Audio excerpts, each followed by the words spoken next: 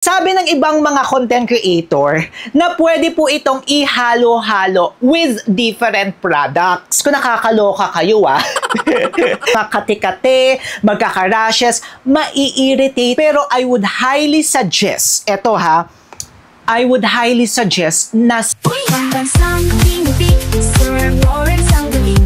Basta honest, review sa'yo ay sasabihin. Pambansang tinipid, sa kanya ang hihiling. Basta produktong salit, lahat ay bibiin. Hi mga kamukha, tayo po'y nagbabalik. Ako po si Sir Lawrence, ang inyong pambansang human guinea pig. Heart!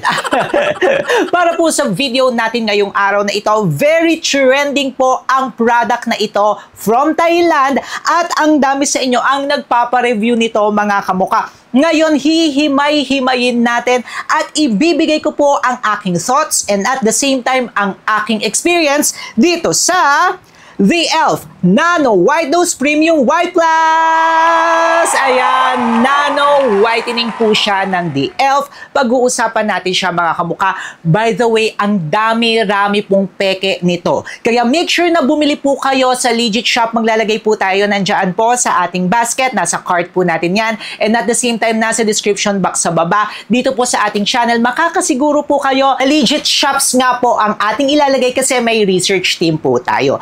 Bakit natin siya agad na go mga kamukha? As you all know, or sa mga hindi rin po nakakaalam, tayo po ay may hilot at hilod expert na spa po, massage and wellness pa po yan. Nandyan po yan sa Zapote, Bacoor. Nag-offer po tayo dyan ng massage, nag-offer tayo ng mga scrub. Kailangan nag-scrub tayo kung gusto nyo magpaputi. And then meron nga rin po tayo doon na nano whitening. Tapos may mga ilan-ilan po tayo na clients mga kamukha na nagsasabi na gumagamit sila nitong nano white dose. At isa nga po doon sa ating naging client ay nagkaroon ng allergic reaction dito mga kamukha. Kasi nanood din po ako ng mga TikTok videos, no? Ang sabi nila doon, pwede raw gamitin ng mga content creators, pwede raw po gamitin araw-araw. We also search nga rin po sa iba't ibang website, sinasabi po na pwedeng gamitin araw-araw. Pero yung The e.l.f. itself, parang hindi nila kiniklaim na pwede itong gamitin araw-araw. So yun nga po, may isa po tayong client na nag-message sa atin at sinabi na nagkaroon po siya ng allergic reaction. Hindi po niya alam kung anong product yon. Tapos nung tinanong nga po natin, it boils down nga po na inaraw-araw niya po itong product na ito. At papakita ko siya sa inyo mga kamukha. Ayan po yung nangyari kay ma'am. Hindi ko na lang po sasabihin ko sino po si ma'am. Pero ayan po yung nangyari sa skin ni ma'am. At hindi namin malaman nung una kung ano nga ba yung product na kanyang ginamit. At nag-boil down na nga lang po or doon sa pagtatanong natin, ito nga po yung naging problema. Okay, this is a product of Thailand nga po. May Thai nga rin po na language dyan sa kanyang box sa mga legit. Tapos sa legit po mga kamukha, ayan, kailangan may mga scratch po kayo dyan para ma-lead kayo doon nga po sa pinaka-website po. Ibig sabihin po pala ng nano is mas maliliit yung mga particle, kaya mas mabilis po na-absorb. New technology siya mga kamukha. Ito po, nakita po natin dito sa likod niya. Pag-uusapan natin mga kamukha yung ingredients kasi dyan po tayo dapat magpo-focus. Yan nga po ang mag-e-effect sa atin. Ngayon, upon checking the ingredients, ang dami niyang ingredients mga kamukha. And ito nga po, napansin din natin dito na may umuulit yung linoleic acid. Yung dito na part niya, medyo umuulit-ulit siya mga kamukha. Ayan, kailangan nila po yan na baguhin. Tapos meron nga rin po ito dito na nakalagay na Thai language. Then kung makikita nyo po dito, nakalagay dyan na special intense talaga. Ayan o, nakalagay naman yun dyan, no? Intense formula talaga siya. And sa checking pa nga lang po natin, makikita talaga natin na very advanced talaga siya.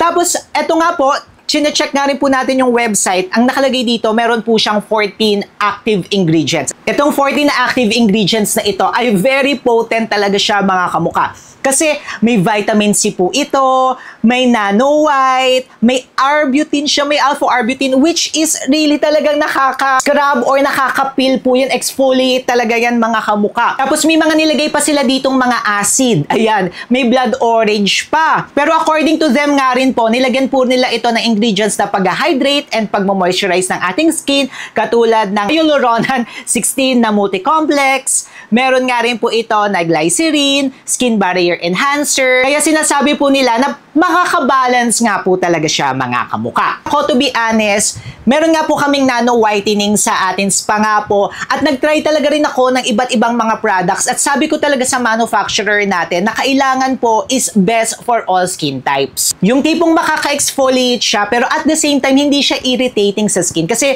yun po yung downside talaga na kapag nag-exfoliate maaari na ma-irritate po ang ating skin. Kaya nga po doon sa ating spa, before po tayo nag-go at nag-release ng mga paggagawa natin ng mga procedure or treatment, talagang pinagtatry talaga po muna namin at talagang pinatest po talaga yan namin. At ito nga po mga kamuka, yes, very potent po talaga ito. Para saan nga ba ito? Yes, pwede po siyang makaputi mga kamuka pero it must be really combination of different products. Panglabas yan at pangloob, hindi pwede tayong umasa dito. Pero nakaka-exfoliate talaga ito ng skin. Kaya nakakapagbigay po siya ng brighter look po kapag in-apply nga po natin. Okay, eto na nga po siya. Ipapakita natin siya. Very premium siya mga kamukha. Mabigat po siya in person. Hindi siya yung parang mumurahin. Yung original mabigat po talaga siya. Tapos yung original, may amoy siya na mabango. So, red po yung itsura nito. Ayan siya mga kamukha. Red po yung kanyang itsura. Ayan nga po, amoy social siya, pero medyo naaamoy ko na may alpha-arbutin talaga. Yung alpha-arbutin nga po, nakaka-exfoliate yan ng ating skin. Sinasabi ng ibang mga content creator na pwede po itong ihalo-halo with different products. Particularly lotion nga raw po sa mga oil. Pero ang take natin dito mga kamuka, medyo matapang na siya. So kung i-a-apply nyo nga po ito, kunyari na may alpha-arbutin pa, may AHA, may BHA pa yung i-a-apply nyo mga lactic acid, glycolic acid, lalo nga pong mai-irritate ang inyong skin. Yan yung kahalagahan na dapat alam nyo po yung mga ginagamit yung mga kamuka. So kung isasabay nyo talaga ito with matatapang pa na mga lotion, with matatapang pa na mga ibang mga products, medyo mai-irritate po talaga ang ating skin mga kamuka. Yes, the product itself is very potent as is na. Tapos kung hahaluan nyo pa ng iba pang potent, naku po, instead na pumuti kayo, manghihitim kayo, and at the same time, baka mga tinga or ma-irritate ang inyong skin. Papakita ko po sa inyo. Eto po siya, mga kamuka. Kapag in-apply nyo siya, wala siyang effect talaga. Kaya yung iba sinasabi haluan. Pero kasi nga, nano to mga kamuka. And when we say nano, kaloob-looban siya, maninipis siya. Sa kaloob-looban po yan nag-e-effect. Maaaring hindi po natin nakikita, wala siyang instant whitening effect.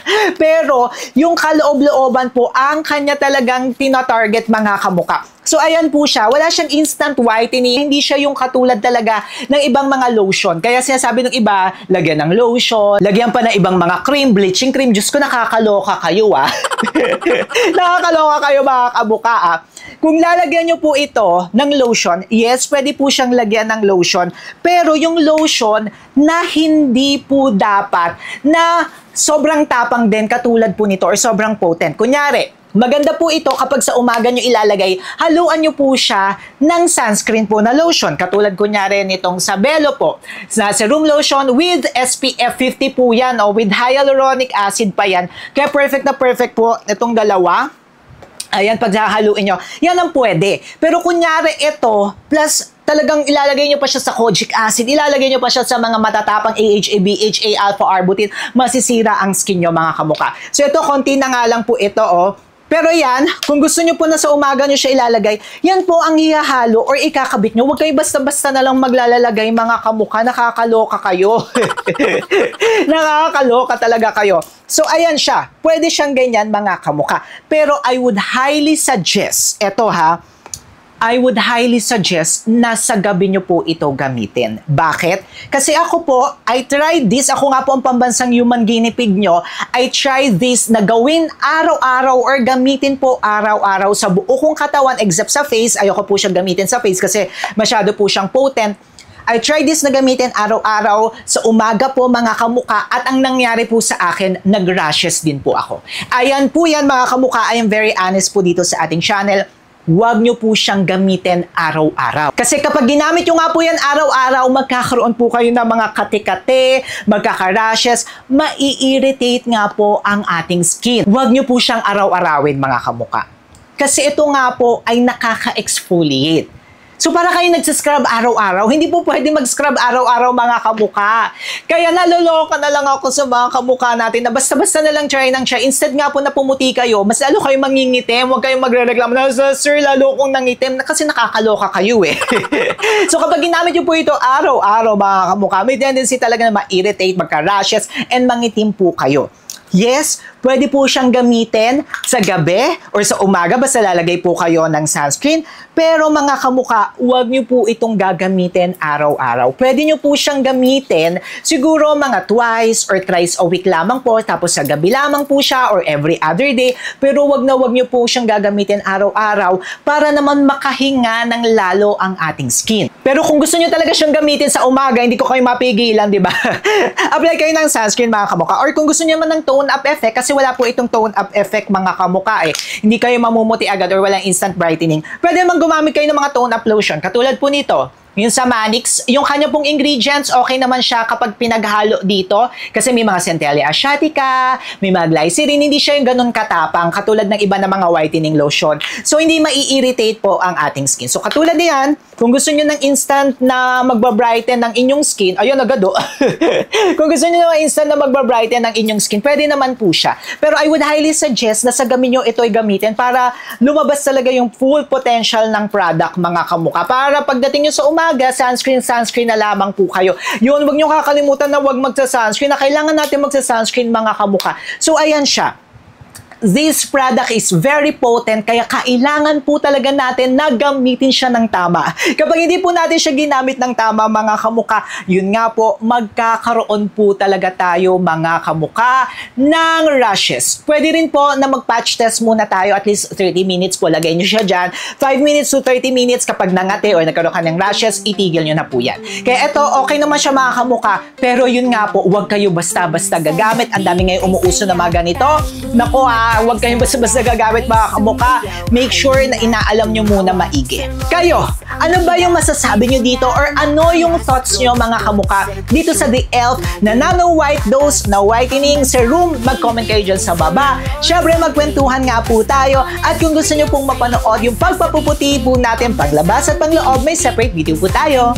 Ayan po yan mga kamukha. Syempre mag-subscribe na rin po kayo kay Sir Lawrence. Paano ba yan mga kamukha? Magkita-kita po tayo sa susunod po nating video. Click nyo na to!